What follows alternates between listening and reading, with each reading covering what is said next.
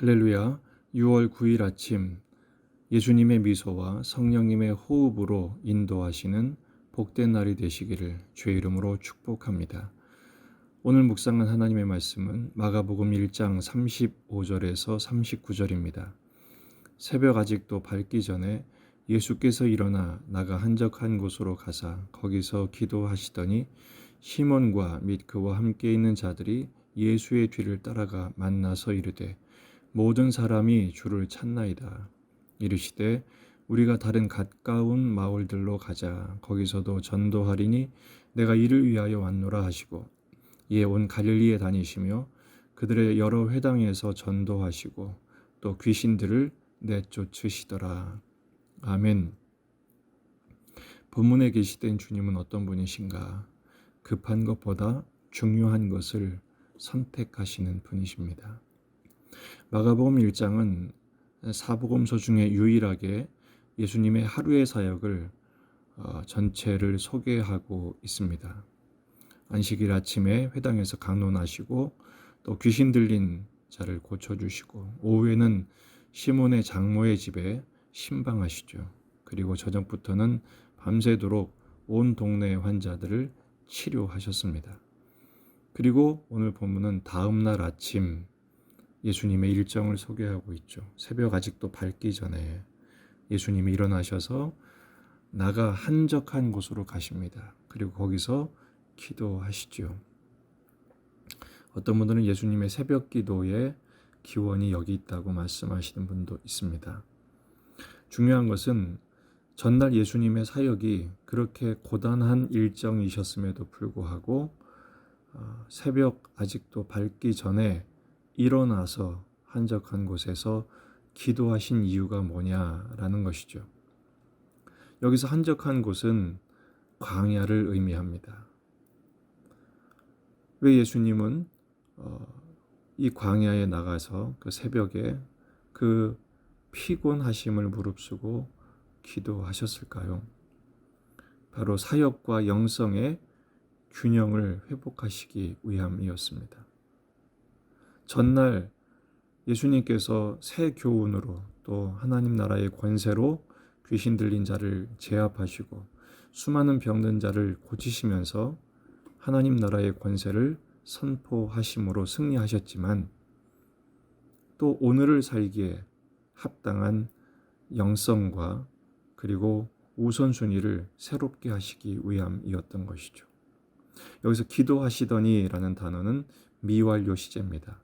한 번 하고 만 것이 아니라 예수님이 사시는 동안 매일 반복적으로 그 모습을 보이셨다라는 것이죠. 실제로 예수님의 생애는 기도로 가득한 생애였습니다. 매일 아침 기도일 뿐 아니라 시험 받으실 때는 더더군다나 또 제자들을 부르실 때 예수님께서 잡히시기 전날 밤에 예수님은 또 기도하는 모습이 강조되고 있습니다. 예수님의 이 기도는 가나안 정복 전쟁 시에 이스라엘 백성들이 나가서 승리하고 나서 다시 길갈로 되돌아오던 장면과 매우 흡사합니다. 원래 정복 전쟁이라는 것은 정복한 곳을 토대로 계속해서 진군해야만 정복이 성공적으로 또 속도도 빠르게 할 수 있죠. 하지만 하나님께서는 이스라엘 백성들을 승리하고 나서 다시 길갈로 돌아오게 하셨습니다. 왜 그렇습니까? 예배를 통해서 또 영적인 재정비를 통해서 그들의 영점을 항상 조준하면서 영적 균형을 잃지 않는 백성 되기를 원하셨기 때문이죠. 예수님도 마찬가지입니다. 예수님도 항상 매일 아침 하나님께 나아가 아버지께 앞에서 영점을 조준하고 사역의 우선순위를 정돈하며 자신의 삶을 새롭게 하기를 원하셨던 것입니다.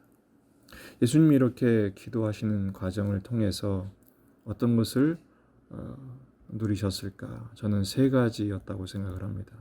첫째는 휴식입니다. 육체는 고단했지만 예수님은 기도하는 시간들을 통해서 전인적인 휴식을 누리고 계셨습니다. 영혼의 안식을 누리신 것이죠. 여러분, 인간은 언제 휴식을 누리게 됩니까? 육신은 잠을 자고 휴식을 해야 되지만 우리의 영혼은 하나님을 만날 때 회복이 일어납니다. 요한복음 17장 21절, 아버지여, 아버지께서 내 안에 내가 아버지 안에 있는 것 같이 그들도 다 하나가 되어 우리 안에 있게 하사. 예수님은 항상 아버지 안에 계셨고 아버지께서도 예수님 안에 계셨습니다. 이런 사귐과 교제를 통해서 예수님은 고단한 인생 가운데 참된 안식과 휴식을 얻으셨던 것이죠. 우리 역시 마찬가지입니다. 주일날 어떤 면에서 우리는 더 피곤할 수 있습니다. 남들보다 예배를 드려야 하고 또 일상도 감당해야 되기 때문에 그렇죠. 하지만 우리가 목숨 걸고 예배 드린 이유는 무엇입니까? 예배를 통해 하나님을 만나고 하나님을 만날 때 진정한 전인적 안식과 휴식을 얻기 때문에 그런 것입니다. 두 번째는 비전을 분명하게 하기 위해서입니다. 우선순위를 정확하게 정하기 위해서죠. 아버지의 뜻을 묻고 그 아버지의 뜻을 나누시면서 이 땅에 보내신 하나님의 뜻을 명확하게 하신 것입니다. 36절을 보면 시몬과 그와 함께 있던 제자들이 예수님의 뒤를 따라갑니다. 그리고 예수님을 만나서 말합니다. 모든 사람이 주를 찾습니다. 아마 제자들은 흥분했을 것입니다.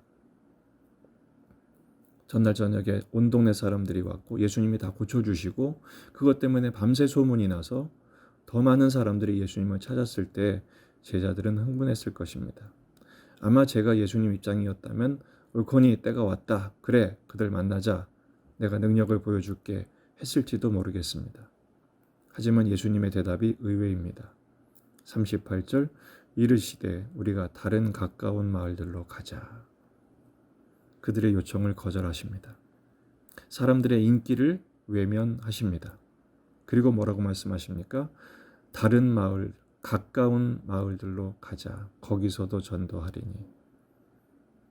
지금 주어진 일이 아니라 사람들의 요구가 아니라 하나님이 보내신 일에 충실하기를 원하신 것이죠. 주님은 기도 시간에 뭐 하셨을까요? 놀랍게도 예수님이 잡히시기 전날 밤 하셨던 기도 제목과 같았을 것입니다. 마가복음 14장 36절, 이르시되 아빠 아버지여 아버지께는 모든 것이 가능하오니 이 잔을 내게서 옮기시옵소서. 그러나 나의 원대로 마시옵고 아버지의 원대로 하옵소서. 예수님은 기도 시간에 아버지의 뜻을 확인하셨을 것입니다. 아버지의 뜻을 구하셨을 것입니다. 그리고 아버지의 그 보내심에 아버지의 뜻하심의 모든 우선순위를 정돈했을 것입니다. 환경에 의해서가 아니라 사람들의 요구에 의해서가 아니라 내가 하고 싶어서가 아니라 주님의 뜻에 모든 우선순위를 정돈한 것이죠. 우리는 어떻습니까? 우리는 급한 일에 쫓겨다니죠. 매번 그렇습니다. 급한 일이 생기면 다른 중요한 일들이 눈에 보이지 않을 때가 많습니다. 기도해야 합니다. 그래야 우리가 헛된 일에 우리의 인생을 낭비하지 않게 됩니다. 세 번째는 능력을 공급받으셨을 거라고 생각을 합니다. 39절을 보면 이에 온 갈릴리에 다니시며 그들의 여러 회당에서 전도하시고 또 귀신들을 내쫓으시더라. 사실은 이 본문은 어제도 있었던 일이고 오늘도 일어난 일이니까 크게 문제될 것 없을 것처럼 보입니다. 어떻게 보면 당연한 일처럼 보이죠. 여러분, 예수님도 하나님의 아들이시지만 사람이셨습니다. 어제의 능력은 어제의 능력이고 오늘의 능력도 성령님께 공급받지 않고서는 예수님은 그 사역과 능력을 감당하실 수 없었습니다. 아니, 그렇지 않은 것으로 감당하실 수 없는 것으로 우리에게 본을 보이기를 원하셨습니다. 히브리서 5장 7절, 그는 육체에 계실 때에 자기를 죽음에서 능히 구원하실 이에게 심한 통곡과 눈물로 간구와 소원을 올렸고 그의 경건하심으로 말미암아 들으심을 얻었느니라. 예수님도 심한 통곡과 눈물로 간구와 소원을 올리셨습니다. 하나님 아버지께 간구하셨고 성령님의 은총을 힘입어 그 사명을 감당하셨던 것입니다. 여러분, 오늘 말씀의 교훈은 무엇입니까? 하나님의 아들이신 예수님도 이렇게 기도하셨는데 우리는 오죽하냐라는 것입니다. 참 쉼을 원하십니까? 예수님처럼 기도할 때 휴식을 얻게 될 것입니다. 내 사명이 확인되기를 원하십니까? 기도할 때 선명해질 것입니다. 정말 능력을 얻기를 원하십니까? 기도할 때 하나님의 힘을 공급받게 될 것입니다. 마가복음의 주제는 섬기시는 종이신 예수님이십니다. 오늘도 예수님은 섬기시죠. 다른 마을로 가서 전도하시며 병을 고쳐주시고 섬겨주십니다. 하나님 나라가 이 땅에 왔음을 선포하시며 그들에게 하나님 나라를 보여주셨습니다. 마가복음의 또 중요한 주제는 뭐냐?